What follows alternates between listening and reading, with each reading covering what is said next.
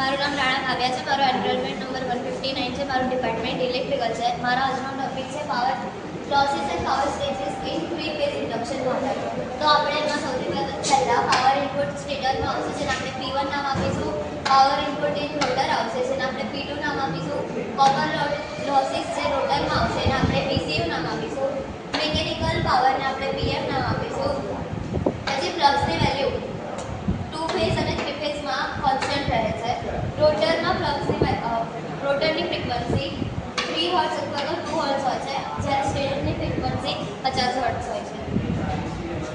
Induction મોટરમાં stator છે, જેને આપણે 3 ફેઝ સપ્લાય આપીશું.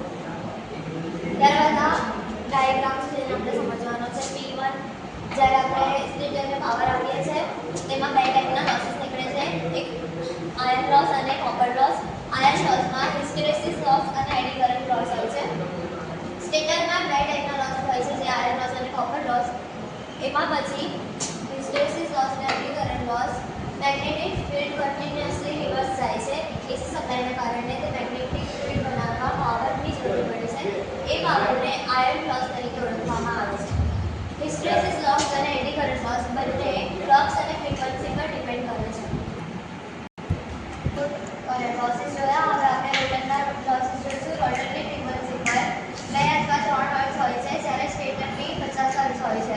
ફ્રીક્વન્સી ઓછી હોય તો આયર્ન લોસ થતા નથી અને મિકેનિકલ પાવર રોટરને ફરાવવાનું કામ કરે છે.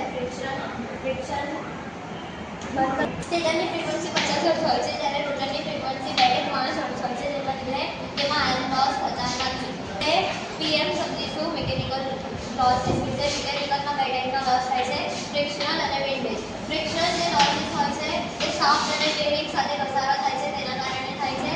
અને વિન્ડેજ જે લોસ હોય છે તે હવાથી ફરાઈને જે ઘસારો આવે છે તેના લીધે થાય છે. અને લાસ્ટમાં આવે છે PU, એટલે કે યુઝફુલ પાવર, જેનાથી રોટર ફરવાનું કામ કરે છે.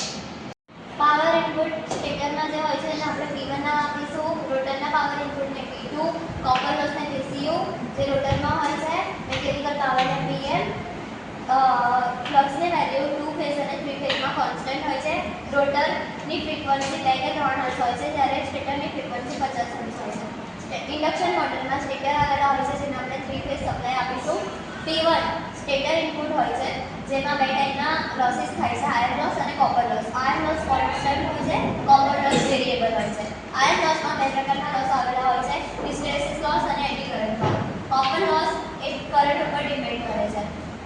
રોટરના ઇનપુટ. રોટરમાં ફ્રીક્વન્સી 2 કે 3 હર્ટ્ઝ આવેલી હોય છે, જ્યારે સ્ટેટરની ફ્રીક્વન્સી 50 હર્ટ્ઝ હોય છે, જેના કારણે રોટરમાં આયર્ન લોસ થતા નથી. અને કોપર લોસ એ વેરિએબલ હોય છે, જે કરંટ ઉપર થાય છે. PM એટલે કે મિકેનિકલ પાવર.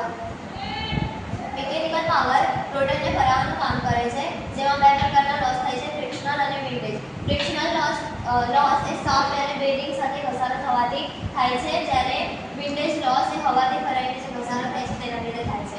અને PU લાસ્ટમાં